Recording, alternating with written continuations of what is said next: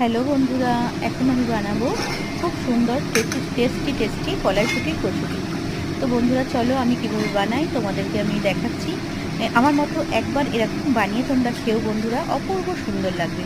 তো প্রথমে আমি মিক্সারের মধ্যে কলাইশুঁটি, আদা আর কাঁচা লঙ্কা এটাকে পুরোটা সুন্দরভাবে মিহি করে পেস্ট করে নেব। আমি আমার মতো করে বানাই বন্ধুরা, তোমরা প্লিজ আমার মতো একবার বানিয়ে নেবে। তোমরা হয়তো অনেক সুন্দর বানাও, বাট এটাও এক